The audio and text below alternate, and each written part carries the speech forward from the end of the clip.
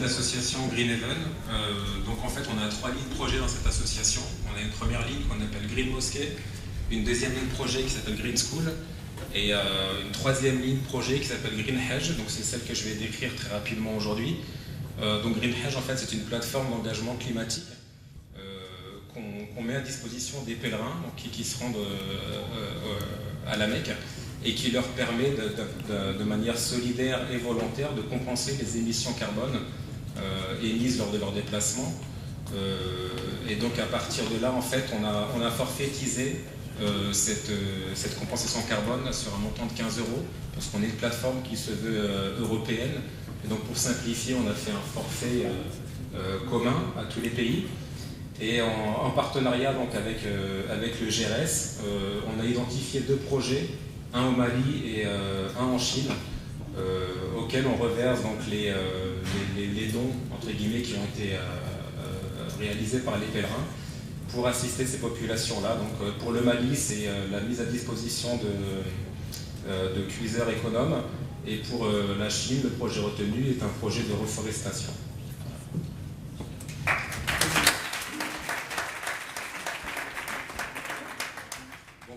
Juste à côté au niveau des exposants, donc n'hésitez pas à venir nous voir si vous avez des questions ou autres.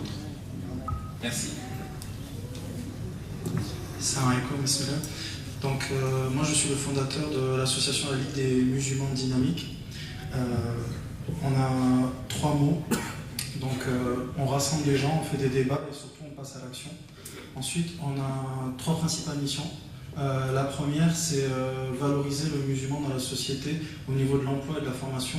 Donc pour cela, on est en train de mettre en place un site internet qui va permettre de se transmettre des CV, la cooptation entre musulmans. Le deuxième, c'est le rassemblement des grandes structures qui ont fait avancer la Oumma en France. Donc on fait le point surtout, que ce soit sur justement l'écologie, la finance islamique, le halal, etc. On réunit les grands acteurs et on essaie de voir où on en est et qu'est-ce qu'on peut faire. Et enfin, le dernier point, de temps en temps, on met en place des actions dans la société pour mettre en valeur le musulman et montrer qu'il est aussi acteur de la société, malgré ce qui se passe, ce qu'on peut voir dans les médias. Et parmi les actions, les premières actions qu'on a mises en place, on a créé un kit de dépollution. Donc là, c'est ce qui concerne l'écologie. On a appelé ça Motorao. Et ben là, je vais laisser le frère détailler sur Motorao. Salam alaikum wa rahmatullah. Je m'appelle Charles. Je suis à l'initiative en fait du projet Motorao. C'est une société, Inch'Allah, que l'on veut écologique et solidaire, de l'économie surtout. Alhamdulillah. Il y a du son sur ta vidéo? Non, il n'y a pas de son. C'est juste c'est pas une vidéo, c'est juste un petit PowerPoint. Donc, je me permets, Inch'Allah, de vous faire une petite présentation très rapide. Après, si vous voulez, vous pourrez prendre un peu plus de renseignements auprès du stand. De la LDND, on le partage, on est ensemble. En fait, je vous explique assez rapidement, Motorao, en fait, c'est un projet. Aujourd'hui, il faut savoir que, en fait, non pas simplement la mairie de Paris, mais aujourd'hui, à l'international, on est en train de parler du climat. Le climat, il se détraque. Est-ce que juste le frère qui s'occupe de la partie technique, parce qu'on n'arrive pas à porter les diapos? C'est bon. Aujourd'hui, le climat, la France, à partir de novembre, va recevoir la conférence climat internationale. Les mairies, les collectivités ont aujourd'hui en fait cet objectif qui s'appelle l'objectif des 3-20 sur le plan climat. Au niveau du Grenelle de l'environnement, qui date de 2012. Aujourd'hui, en fait, ils demandent et aux collectivités locales et à tous les États d'Europe de respecter en fait l'objectif 3-20, c'est-à-dire 20% d'énergie renouvelable utilisée en plus, 20% de réduction des émissions de CO2 et 20% en fait d'utilisation d'énergie fossile. Donc aujourd'hui, on s'est posé la question comment à l'horizon 2020 répondre à cet objectif sur le parc roulant de 38 millions de véhicules, ne serait-ce qu'en France. On vous avez entendu parler de Volkswagen, ce qui s'est passé. Voilà, aujourd'hui, il y a des solutions qui peuvent être mises en place assez rapidement. Je peux passer à la diapo suivante.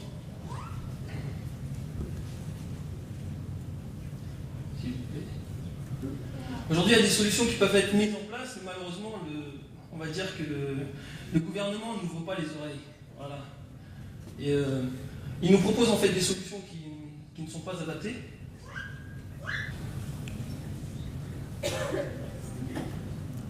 Problème. Désolé frère. Ouais. Bon. Pas contre toi. Très rapidement. Bon, très rapidement, en fait, la mairie de Paris apporte des solutions aujourd'hui qui vont coûter aux contribuables à peu près 1,80 milliard.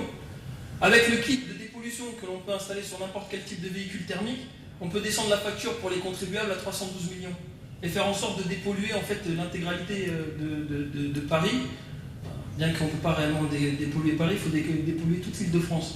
Donc aujourd'hui, on a des solutions qui sont écologiques, économiques, parce qu'en plus ça peut apporter du pouvoir d'achat, ça peut apporter de l'emploi. Eux, aujourd'hui, ils nous parlent justement de passer en électrique. Il faut savoir que l'électrique pollue en amont. Voilà, c'est-à-dire certes il y a 0 émission, si vous pouvez revenir sur la DAPO juste un petit peu avant. Voilà, merci, Inch'Allah. Eux, aujourd'hui, ils proposent de tous nous installer en électrique. Le problème de l'électrique aujourd'hui, c'est qu'il y a vous voyez là, tous ces véhicules-là, ils sont sur les parkings des constructeurs. Tous ces véhicules, en fait, c'est de la matière première qui a été utilisée et personne ne peut les acheter parce qu'aujourd'hui, on est en crise. Donc, que faire? Ils veulent maintenant aujourd'hui faire sortir des véhicules électriques, mais qu'est-ce qu'on va faire de cela? Aujourd'hui, il y a des solutions, je vais passer sur... La solution, comme là par exemple, je vous montrais sur ce tableau que je pourrais vous détailler tout à l'heure, Madame Hidalgo, elle propose avec son administration une solution en fait de remplacement du parc entier du diesel et de l'essence. Elle veut passer en hybride. Il faut savoir que ne serait-ce que pour remplacer les bus, il y en a pour 1,380 milliard. 390 millions. Chez nous, la solution elle a 4,5 millions. Et le bus, il est mieux dépollué. Pourquoi? Parce que l'hybride, il faut savoir, il y a une étude qui a été faite par des laboratoires allemands qui dit justement que l'hybride, l'essence, pollue entre 4 à 10 fois plus que le diesel aujourd'hui. Ça, personne ne le dit. Donc aujourd'hui, il faut arrêter de mentir à nous, citoyens, parce qu'on est tous citoyens de France, qu'on soit musulmans, chrétiens, bouddhistes, gourou marachi, tout ce qu'on veut, c'est pas le problème. L'essentiel, c'est qu'on vit tous ici et maintenant on a des solutions. Il faut savoir que tous ces gaz nocifs, les particules et autres, tuent nos enfants, nous tuent nous-mêmes. Les AVC ont augmenté chez les femmes à cause de ça, justement. Si vous pouvez passer je vais faire plus court. Donc ça, c'est le kit. Je vous expliquerai comment il fonctionne. Aujourd'hui, vous pouvez gagner entre 20 à 45% d'économie de carburant avec de l'adjonction d'eau. Vous pouvez baisser de plus de 98% les émissions de particules, de CO2, de NOx, dioxyde d'azote. Donc il y a des solutions aujourd'hui. Malheureusement, on n'est pas entendu par le... J'ai vu M. Serge Ru, j'ai été à la mairie de Paris et autres. Aujourd'hui, ils sont en train de nous faire traîner avec leurs tests et autres. Aujourd'hui, on a des solutions. C'est l'année du plan climat. Si vraiment on veut bouger, il y a Motorao qui est là. Excusez-moi, c'est votre compte 600 €. Après, il y a diverses tailles de kits et ainsi de suite. En tout cas, je vous remercie beaucoup de m'avoir écouté. Et puis, si vous voulez un peu plus de renseignements,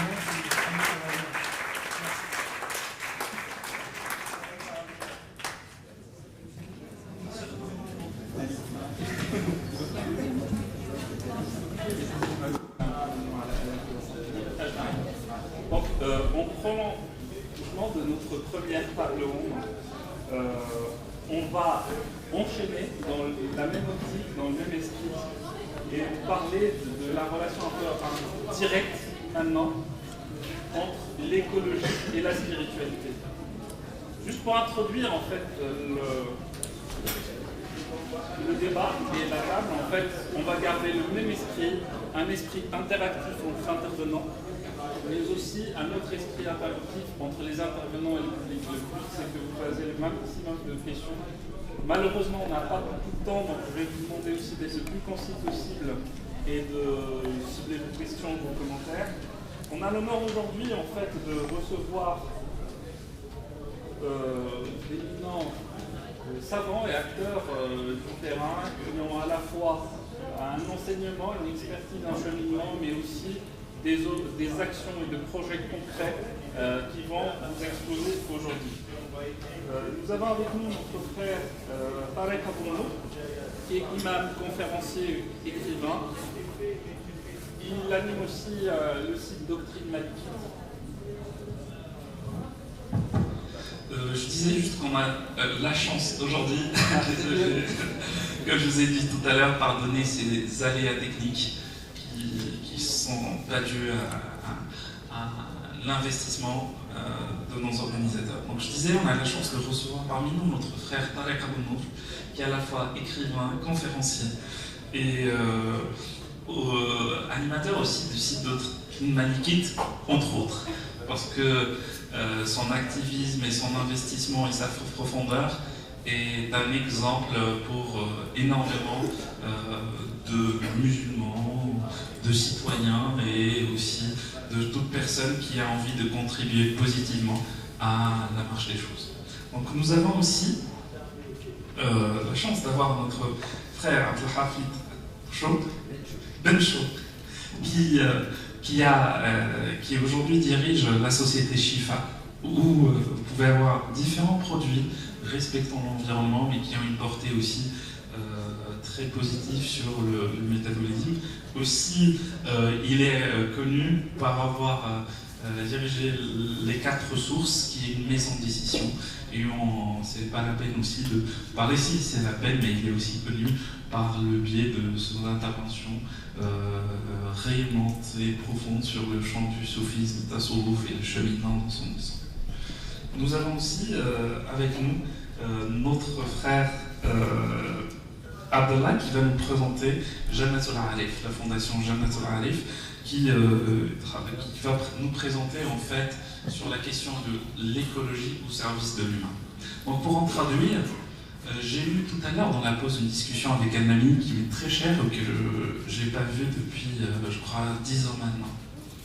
Et il a eu une réflexion de me dire, c'est très enrichissant, c'est très sain, les projets que vous avez présentés, comment ils sont structurés, mais en même temps, moi, au niveau individuel, j'ai mon potager, j'ai mon jardin, je nourris mes enfants avec la sueur de mon front en cultivant ce jardin, j'ai mes propres ruches que je cultive en interne, et parfois une action purement individuelle, si elle est multipliée, peut avoir aussi un impact très très fort et très très sain pour la société. Le but, c'est pas de dire qu'il y a les projets individuels contre les projets structurés, mais dire voir les choses dans son ensemble, la portée ne peut être que plus efficace. Je vais juste poser la question, et pour aller un peu plus en profondeur, de dire, au-delà de l'action, est-ce qu'il n'y a pas un travail un peu intérieur, encore qu'une action individuelle, qui est un travail du cœur, qui peut impacter aussi cette démarche écologique ou cette démarche qui se base sur le bien commun? Je vais donner la parole à notre frère Tarek pour à la fois nous éclairer sur cette question et aussi intervenir sur ces thématiques. Merci beaucoup pour votre attention.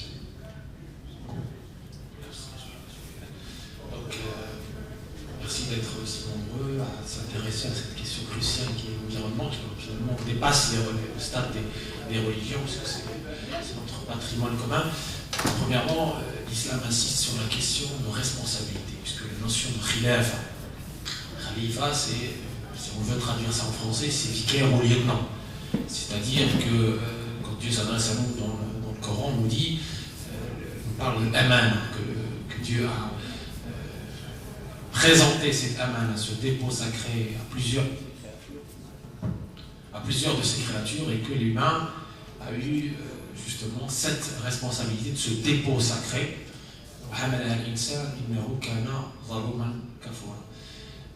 Et donc cette amana, donc, première chose, c'est la responsabilité, donc, qui impose aussi une certaine reconnaissance, puisque dans les 13 années de la vie mécoise du dernier messager sallallahu alayhi wa sallam, pendant ces 13 années, il était question dans les versets mécois de la présentation de la création pour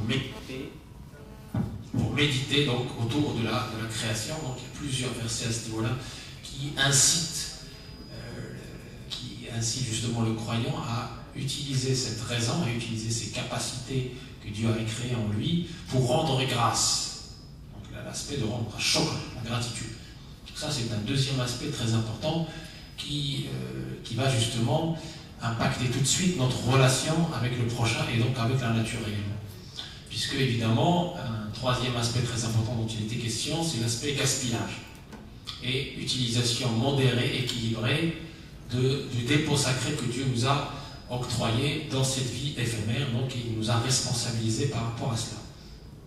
Et si on veut maintenant parler de ces trois éléments-là, donc la responsabilité, la gratitude et justement la modération, l'équilibre qui est la marque essentielle de cette dernière religion, la religion de la modération, din al-wasat, l'équilibre, on voit que le cœur occupe une place centrale, puisque c'est à travers le cœur qu'on va avoir cette conscience de ces trois grandes qualités, donc la responsabilité, la gratitude et donc la modération. Ils sont perçus par cet organe subtil qui est le cœur, donc qui fait toute la différence avec le règne animal et végétal, et qui est l'organe à travers lequel on va percevoir donc, toute la grandeur, toute la puissance, toute la grandeur et toute la pertinence d'être dans un chemin spirituel, puisque c'est à travers cet organe subtil, la Taifa Rabbaniya, qu'on va pouvoir justement être en harmonie avec notre patrimoine commun, être en harmonie avec la nature. L'islam, à travers ses sources scripturaires, nous parle d'abord du prophète Muhammad, sa relation avec la nature. Donc déjà, il nous dit dans un hadith authentique, si le jour du jugement, le jour dernier arrive et que là ne vous tient une plante, qu'il la sème, qu'il la plante. C'est symbolique. Il n'y a plus rien à espérer, mais on plante quand même. C'est pour symboliser cet aspect, cette exigence divine et prophétique par rapport à l'être humain pour qu'il effectivement assume sa responsabilité de construire sur terre. Tant qu'on est vivant, tant qu'on a vie, tant que Dieu nous prête vie, il faut être dans la construction. C'est pour ça que Dieu nous dit dans le Coran, en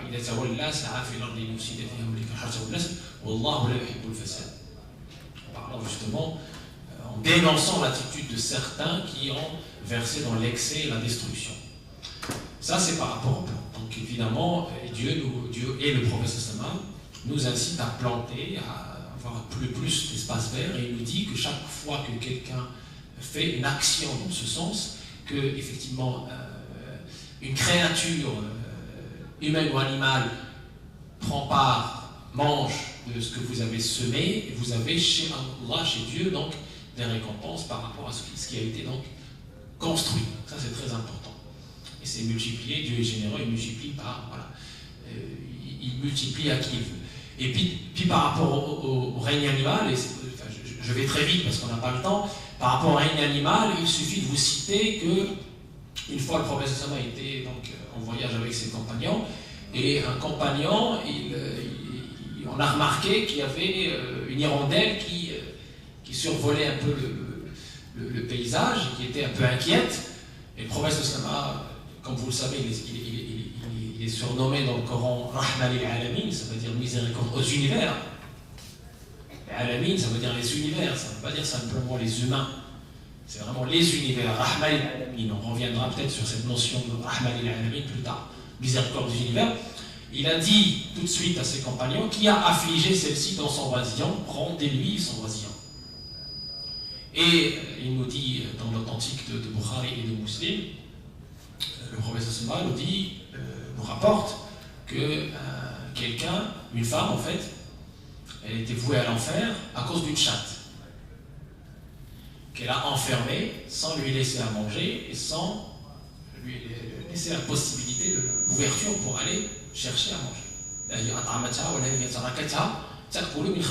Donc c'est très important. Et puis, parallèlement à ça, le prophète nous informe qu'il y a un homme qui a pu donc jouir de son séjour au paradis éternel grâce à un chien lépreux. Donc il était dans le désert, il cherchait de l'eau, il allait mourir de soif, et il a finalement trouvé un puits. Il est descendu dans ce puits, il a pris de l'eau avec sa pantoufle, il a bu, il s'est rassasié, et en remontant, il a vu un chien lépreux lécher le sol. Il a dit, ce chien souffre de ce que j'ai souffert auparavant. Et donc il a eu de la miséricorde, de la compassion envers ce chien lépreux. Il est redescendu dans le puits, il lui a donné à boire, et Dieu, il a récompensé, donc en lui pardonnant tous ses péchés antérieurs et en le faisant hériter du paradis éternel. Donc ça, tous ces exemples, il y en a pas mal, il y en a plusieurs, vais pas même. Je m'arrête là et je donne effectivement la parole à d'autres pour qu'ils puissent s'exprimer également sur. Une question très simple, vu que malheureusement on n'a pas avec nous un autre intervenant qui devait être avec nous, Mohamed Tadel, qui enseigne l'éco-psychologie. Il est très connu, il a écrit de nombreux ouvrages dans une éco-psychologie libératrice. Il nous a communiqué, en fait, et on remercie vivement, il nous a communiqué son texte pour toutes les personnes, en fait, qui souhaitent avoir le texte de son intervention, qui est Écologie et spiritualité, une alliance pour sauvegarder la Terre. Il est à votre disposition. Il suffit juste de signaler votre mail aux organisateurs, on vous le communiquera. Justement, juste une question, en fait. Écologie et spiritualité, si c'est possible, c'est quoi la spiritualité? On veut dire quoi par la spiritualité? Ou même islam, spiritualité. Le mot écologie, on arrive à savoir ce que c'est globalement, mais quand vous avez dit islam, écologie, l'exemple prophétique ou écologie spirituelle, de quoi parle-t-on concrètement? Alors, l'exemple toujours du professeur, pourquoi? Parce que c'est notre modèle. Hein, c'est grâce à lui qu'on a eu ce message, ce privilège d'être dans la Ummah Muhammadiyya. La spiritualité, c'est tout simplement ce qui est relatif au cœur. Le cœur a été cité dans le Coran plusieurs fois comme l'organe intelligent. Ce ne sont pas les yeux qui s'aveuglent, mais c'est bien les cœurs qui sont dans les poitrines qui s'aveuglent. Et dans un autre verset,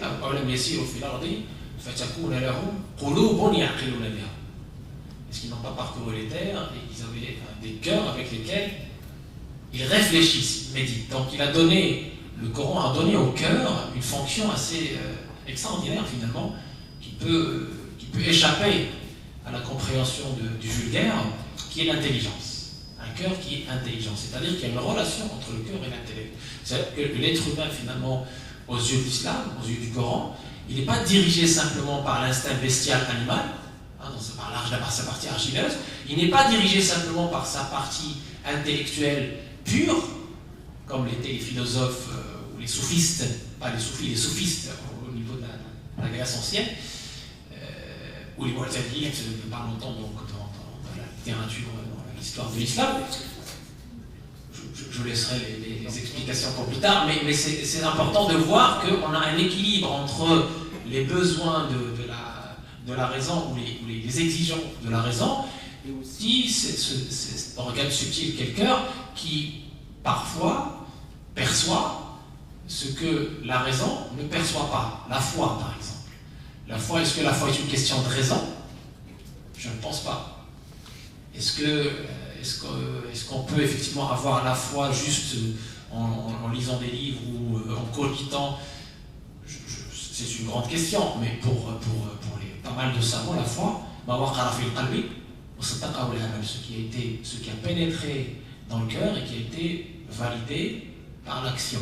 Donc la foi finalement, effectivement, et cette importance de la liaison entre le cœur et l'intellect, donc le trio en fait, corps, cœur et intellect, c'est ce qui forme l'équilibre de l'islam, c'est ce qui fait qu'on est une Ummah wasat, c'est-à-dire il faut donner à chacun, à chaque organe, à chaque élément de notre composition, sa valeur et son rôle. Justement, le cœur, il est perçu en islam comme le roi des membres.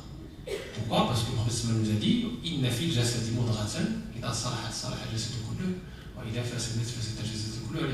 il y a dans le corps un morceau de chair. S'il est sain, il rend tout le corps sain. S'il est corrompu, tout le corps devient corrompu. Il s'agit du cœur. Et il nous a dit finalement, pour donner cette importance également au cœur, qu'il est le lieu du regard divin. Dieu ne regarde ni vos corps, ni vos aspects extérieurs, mais il regarde vos cœurs. Très important, c'est rapporté dans Muslim. Donc effectivement, on a donc ce cœur qui est finalement le réceptacle des épiphanies divines et qui permet justement de percevoir la vérité telle qu'elle est et de s'orienter vers le bien et l'utile et de s'orienter vers celui qui a créé tout ce beau monde pour nous et d'être dans cette mission que Dieu a voulu pour nous, qui est la mission Ça veut dire lié à les fonds. Ça veut dire je n'ai créé les djinns et les êtres humains que pour m'adorer. Et Ibn Abdullah ibn Abbas, qui est surnommé l'interprète du Coran, nous dit lié à les fonds, pour me connaître. Connaître Dieu, ça ne se fait pas, c'est pas chose facile. Ça se fait à travers la connaissance de ces créatures et avec la confrontation avec le prochain. Merci beaucoup. On va poser une question, on se retrouve avec encore plus de questions. On avait parlé de Ma'rifa ou de cette question d'une quête, d'une certaine connaissance et qui se matérialise par définition, comme vous venez de le dire, par chercher des actions utiles, louables et dont le bien est collectif à l'ensemble des créatures. Donc, juste par rapport à ça, en fait, chaque élément a des vecteurs. On a parlé de spiritualité, on parle de vecteurs spirituels. Vous nous avez parlé en fait d'une expérience de ferme biologique comme vecteur spirituel. Donc, qu'est-ce qu'un vecteur spirituel et comment s'inscrit cette expérience qui est vivante, effective, comme vecteur spirituel? Bismillah, salam alaikum, bonjour, bonsoir. Merci à cette association de nous inviter déjà pour ce sujet très important qui sont les assises musulmanes de l'écologie. C'est vraiment une initiative qui mériterait de grandir, vraiment, je trouve qu'il n'y a pas assez de monde, même s'il y a beaucoup de monde.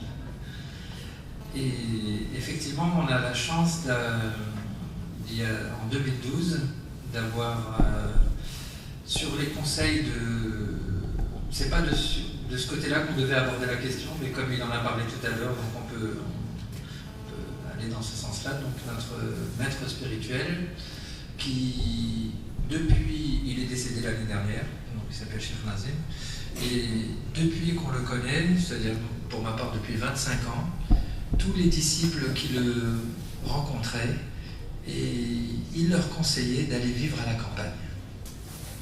Il dit, si tu peux sortir des grandes villes, si tu peux aller vivre à la campagne, ça serait mieux. Et effectivement, il nous a donné ce conseil il y a 25 ans, et c'est en 2012 qu'on a pu le réaliser, et que partiellement, finalement, puisqu'on n'est pas parti vivre à la campagne, mais on a eu l'opportunité extraordinaire d'acheter une ferme, une ancienne fermette, plutôt, parce qu'il y a 1 hectare, une ferme aujourd'hui c'est plusieurs hectares, de l'acheter donc et de pouvoir faire un lien entre la ville et la campagne, de vivre un lien entre la ville et la campagne. Alors, ce projet est effectivement, comme vous disiez tout à l'heure, intérieur et extérieur, puisqu'effectivement tout ce qu'on voit à l'extérieur de soi n'est que le reflet de ce qu'il y a à l'intérieur de nous.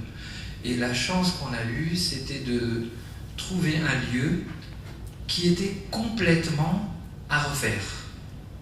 Donc on a commencé par la base, c'est-à-dire la construction de cette ferme et la découverte des matériaux qui font cette ferme. C'est une ferme qui se trouve dans le Perche, donc c'est à 170 km de Paris, à 30 km direction de Chartres, et on continue encore quelques kilomètres, donc après Châteaudun, entre Châteaudun et Vendôme. Vous êtes tous le bienvenu, toutes et tous le bienvenu. Donc au début, il a fallu construire. Il a fallu découvrir et déconstruire avant de construire, puisqu'on a trouvé par exemple une cave semi-enterrée avec un petit toit, et là on a découvert comment c'était fabriqué. On a découvert que tout était fabriqué avec du bois, avec de la terre et avec de la paille. Une maison traditionnelle. Et quand on a commencé à vouloir... on a un charpentier qui est venu de Grenade, un frère charpentier qui est venu de Grenade pour nous aider. Il a voulu installer un escalier. Et pour installer cet escalier, il a fallu qu'il change le lieu de l'escalier. Donc il a dit, moi je vais reprendre les poutres qui servent à... je ne sais plus comment ça on appelle l'ouverture... qui fait monter aux chevêtres. Le chevêtre, il voulait le déplacer complètement au lieu de faire un nouveau chevêtre et de refermer. Donc il a tout démonté le chevêtre, qui était dans l'ancien escalier dont on voulait mettre, par exemple, d'ici à là-bas. Il a démonté le chevêtre, c'est-à-dire les poutres et l'ouverture, puis il a enlevé celle qui était de l'autre côté, donc il a fermé avec celle-là, et il a replacé celui-là là-bas. Et alors qu'est-ce qui s'est passé? C'est que comme le sol et le plafond, le sol du grenier, mais le plafond quand on était en bas dans la pièce, était fait de paille et de terre. Dans n'importe quel cas, on aurait été obligé de reconstruire, de faire du béton, etc. Là, ce qui s'est passé, c'est qu'on a fait tomber la terre qui était dans l'eau, autour des poutres qui étaient de l'autre côté, et la paille, tout est tombé, et en fait, il a suffi de remettre de l'eau pour pouvoir refermer l'autre côté qui était ouvert auparavant. C'est-à-dire qu'il n'y avait rien à acheter, juste à rajouter un petit peu d'eau. Et déjà là, on a été ébahis sur le mode de construction des gens qui nous ont précédés, qui vraiment ne perdaient jamais rien. Ne perdaient jamais rien. Alors qu'aujourd'hui, on gaspille sans compter, comme le disaient nos intervenants auparavant, et peut-être que le gaspillage, effectivement, est une des clés, une des tendances à combattre le plus possible, ce gaspillage qui est le synonyme aussi de voracité, j'allais dire. Hein? Et effectivement, c'est là où la spiritualité nous permet de nous rendre compte que la Terre nous offre tous les éléments sans avoir à venir utiliser du chimique, du ciment, etc. On pourrait très bien construire avec la terre et la paille. Et des édifices qui sont les plus solides. C'est ça qui nous étonne, puisque c'est un pays, le Perche, où la pluie tombe sans arrêt. Les agriculteurs du Perche, aujourd'hui, sont devenus agriculteurs juste parce qu'ils ont pu mettre des drains dans la terre. Pour vous dire à quel point il y avait de l'eau dans cette région. Hein, c'était des éleveurs auparavant, ils avaient des petites parcelles de jardin, mais ce n'étaient pas des agriculteurs avec des céréales, etc. Alors aujourd'hui, ils ont tout transformé le paysage, effectivement, en mettant des drains dans la terre qui leur permettent d'évacuer l'eau. Alors comment ça se fait qu'un pays plein d'eau, une maison qui est faite de bois, de terre et de paille, tient parfaitement pendant des siècles? Une question par rapport à cela. Comment ça se fait que les ancêtres ou les anciens ont pu voir, en fait, c'est-à-dire qu'on a une vraie expertise technique? Vous avez parlé d'un fonctionnement sur un produit concret. Comment les anciens ont pu avoir cette approche technique basée sur le fait que tout pouvait être interchangeable, qu'il ne fallait pas de gaspillage? Et pourquoi aujourd'hui ce n'est pas toujours le cas? Alors, c'est très intéressant comme question, effectivement. La raison en est simple, c'est qu'aujourd'hui,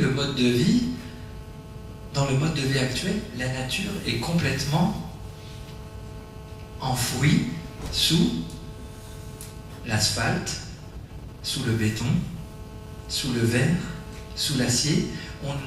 Nous n'avons plus de rapport direct avec la nature. Et c'est là où, effectivement, vous me permettez de rebondir sur l'autre côté de cette expérience.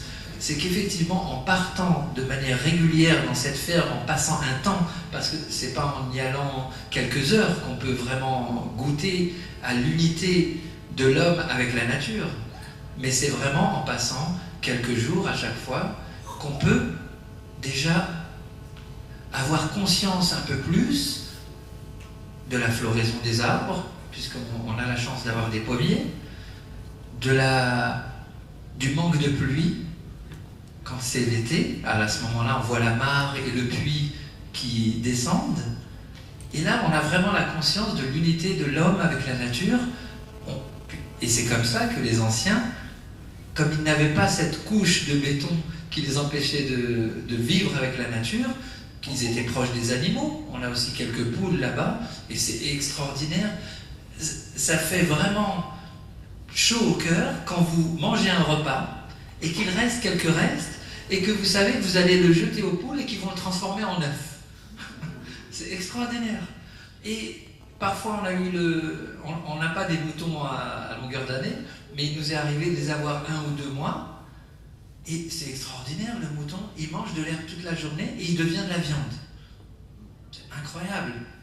Et là, vraiment, on prend conscience, parce que tout est une histoire de conscience, en fait. C'est pourquoi les hommes d'aujourd'hui ne voient pas, parce qu'ils ne sont pas conscients, toute la journée, avec les publicités qui les entourent, la vie qui les force à courir, et on le voit bien, même certains de nos proches, de nos amis, parfois ont une difficulté d'aller se rendre, parce que cette vie dans les grandes villes, et si on ne fait pas, juste là on vient aussi à l'essence de la spiritualité, si on ne fait pas un effort sur soi, hein, avec une volonté ferme, en quelque sorte, pour s'extraire de cette mégapole, eh ben on va mourir dans la mégapole.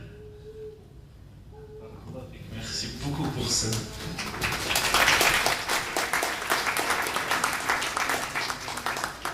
Merci beaucoup. En fait, il y a un autre élément qui se rajoute, c'est la question de faire corps avec un terrain, avec un champ, avec un projet qui est territorialisé, entre guillemets, ou qui fonctionne justement. On a aussi l'occasion d'avoir notre cher frère Abdullah Ben Habib avec nous, vice-président de la Fondation Jeanne Arif. Justement, vous avez dit, il y a écologie, spiritualité, mais sur le terrain. Vous voulez dire quoi par sur le terrain?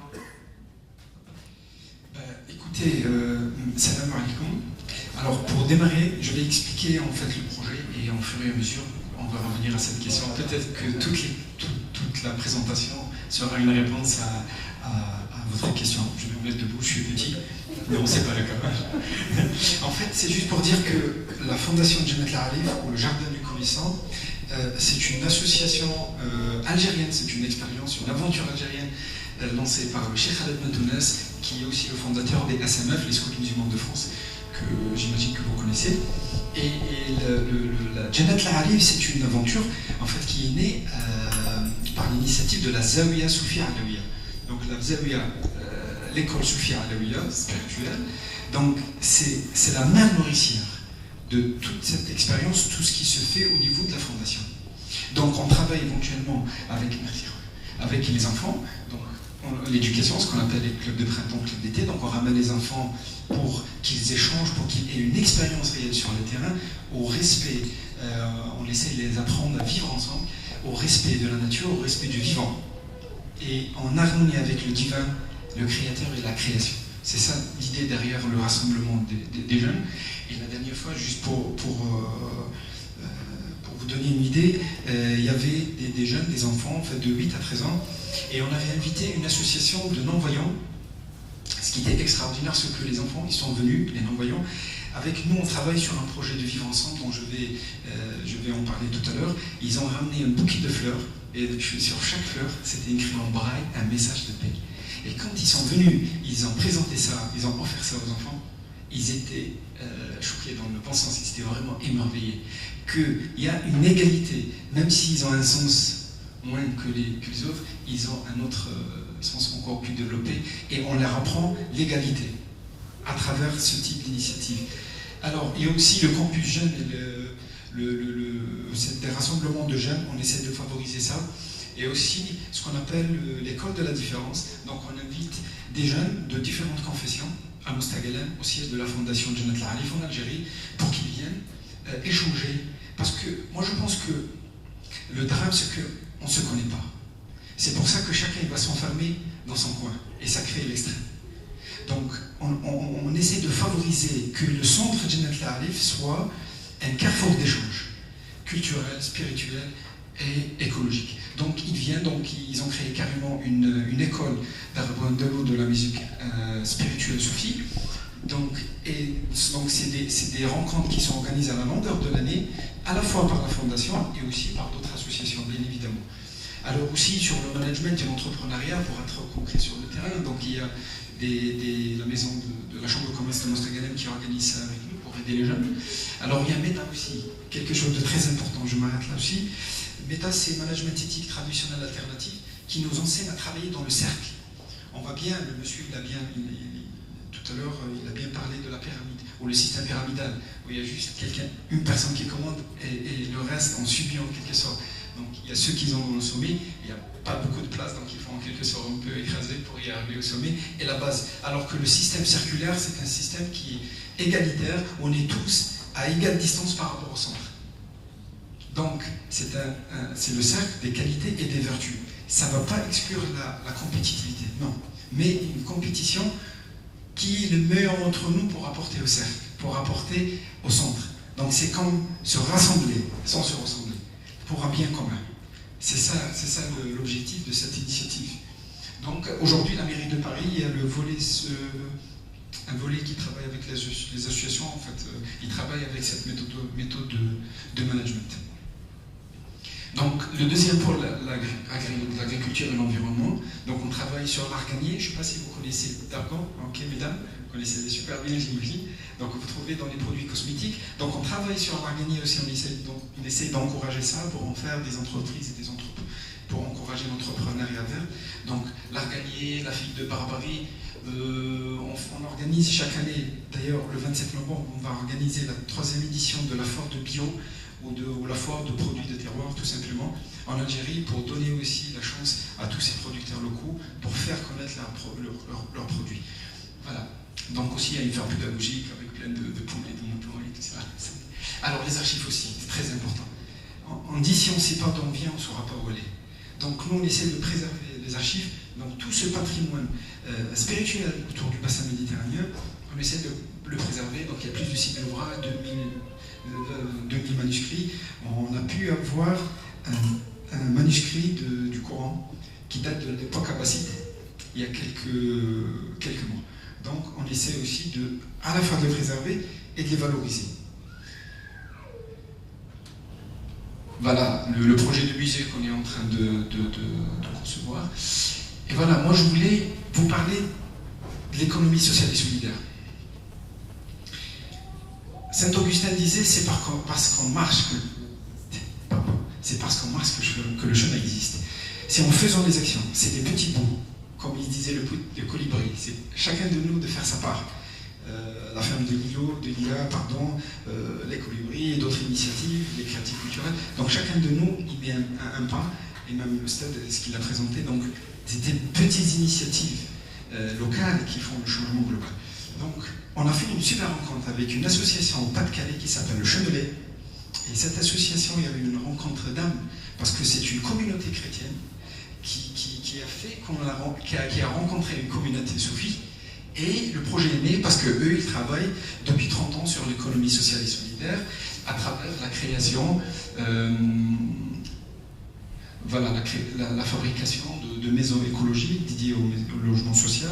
C'est 300 salariés en insertion, c'est 45 encadrants, 10 millions d'euros de chiffre d'affaires. Donc c'est vraiment une structure extraordinaire, et c'est dans le Nord, au Pas-de-Calais. Donc c'est cette rencontre qui nous a encouragés à monter le projet solidaire en Algérie, qu'on est en train de travailler dessus, pour l'insertion socio-professionnelle auprès des jeunes en Algérie.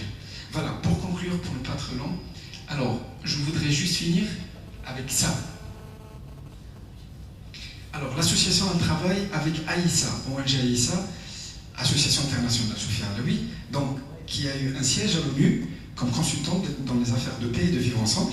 Et là on a lancé une pétition pour une journée mondiale de vivre ensemble. Voilà, donc nous, aujourd'hui, il nous faut plus d'1 million de signatures ou de signataires pour que l'ONU décrète cette journée mondiale du vivre ensemble.